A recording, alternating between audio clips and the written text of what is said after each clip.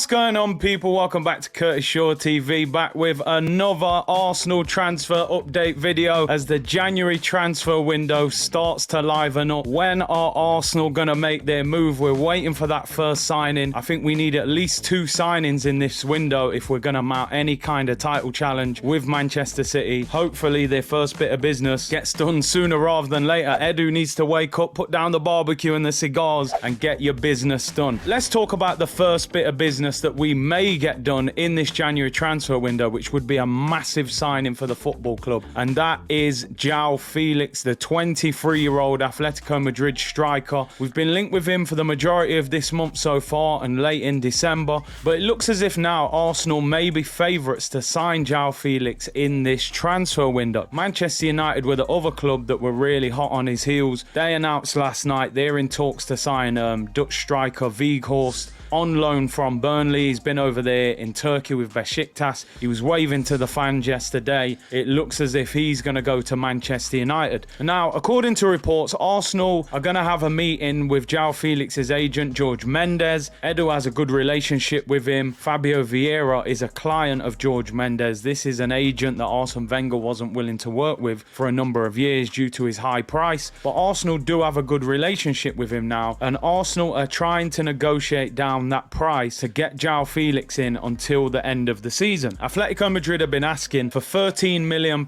in a one-off payment plus £6 million wages. So you'd be paying £19 million to get Joao Felix from January to the end of May, which is a crazy amount of money, and also with no option to buy at the end of it. It's believed that Arsenal want to pay £5 million plus the £6 million wages, so about £11 million. They then want an option to buy of £60 million at the end of the season. Total cost around £71 million to get Joao Felix. Will this be enough? They're in negotiations. They're speaking to his agent. Apparently Jorge Mendes wants him to go to the Premier League. He thinks it's a league that will suit him, and he knows that the Premier League clubs have got the money and they're capable of paying his wages. Joao Felix earns £250,000 a week, but according to reports, Arsenal would be able to pay that. Their top earners at the moment, Thomas Partey and Gabriel Jesus, earn around £200,000 a week. Would you be happy with Joao Felix, people? Personally, for me, I think this would be a very exciting signing in January. You can play the role that Gabriel Jesus plays, more of a link striker than a prolific goal scorer. I think Saka, Martinelli and Felix, when Jesus is back, I think he could play alongside him as well. Personally, I think this would be one of the most exciting January signings since probably we signed Aubameyang all those years ago in the January transfer window. I would love to see Arsenal get this bit of business done, and let's hope they can get this deal done in the coming days. Let me know in the comments, would you be happy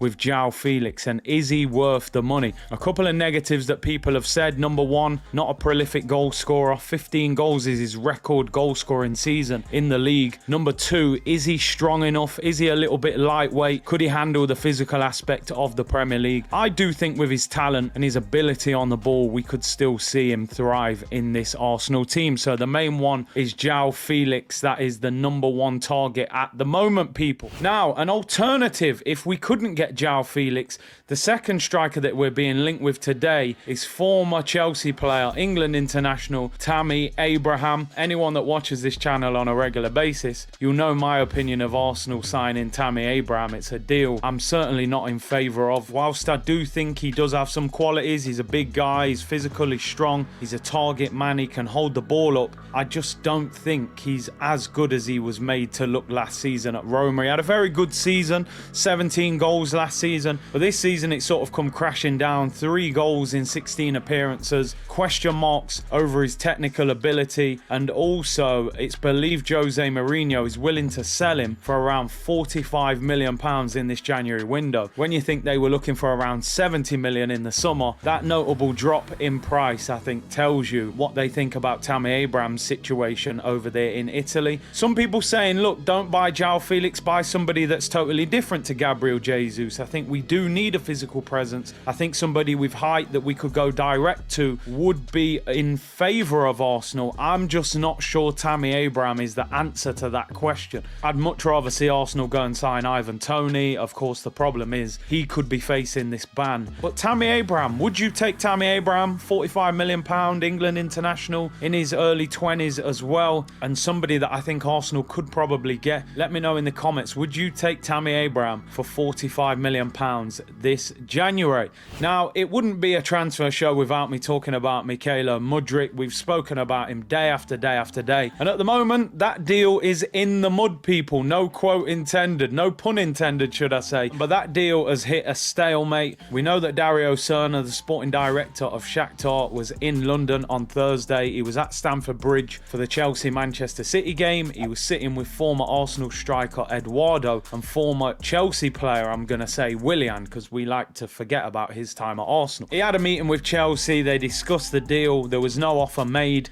Apparently, he's spoken to Arsenal since being in London, but they have not changed their outlook on this deal at the moment, Shakhtar. 100 million euros or no deal. 80 odd million pounds for Mudryk. For me, I don't think Arsenal should be paying that for him. As much as I would like to see Arsenal get him, I just don't think he's worth that amount of money. I think when you're paying £80 million for a player, you should be buying ready-made talent rather than long-term potential. There's no guarantee with any signing, but I think Mudryk for £80+ million is ludicrous, and I'm not talking about the rapper. I think Arsenal have to seek alternatives if Shakhtar are not willing to budge, and we know the player's desperate to move to Arsenal. He spent the whole month twerking, and it looks as if this one has hit a bit of a stalemate. I'm sure there will be movement. I think this one will rumble on until the end of the transfer window. When Ben Jacobs was on the show, he went into detail about how committed he is to his football career, how hard he trains, how he speaks to scientists, how he gets nutritionists in to look at his diet. You know, he goes in the gym on a regular basis. He's trying to create this machine of a footballer. So I think he's a very exciting prospect, but I also think Arsenal need to get value for money out of this deal. When you think about Gakpo costing 37 million, Mudryk in a similar sort of position, and you know, 80 million pounds I think is too much. So let's see what happens on that one, people. How much would you be willing to pay for Mykhailo Mudryk?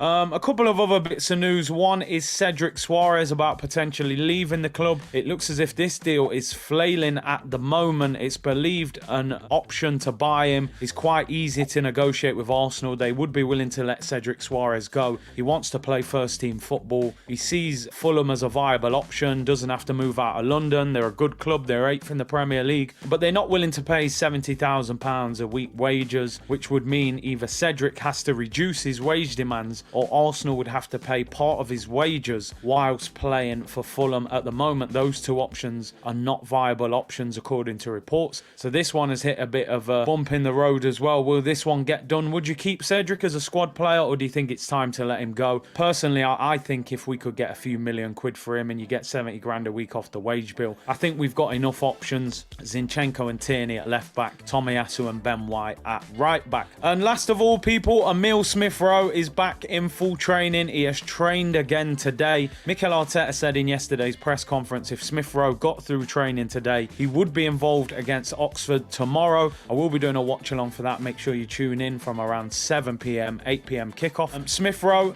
listen, in the words of Arsene Wenger, like a new signing for Arsenal. You're talking about a guy that, if you put him on the market, would probably cost you 50+ million. England international, early 20s, plays for Arsenal. He will be a massive, massive boost to this football club. A player that can come off the bench, can start, can play out wide, can play in the 10 role. We need him fit. We need him firing. We know the North London derby is next week. If we can get him available for that, maybe get a new signing in the week, Smith Rowe would be a massive boost for the Arsenal team. So make sure you tune in for the watch along. Thank you very much for tuning in. Make sure you like the video, subscribe to the channel as well, and let me know in the comments about the players we've spoken about today, and I will see you all in the next video, people. Take care, everyone.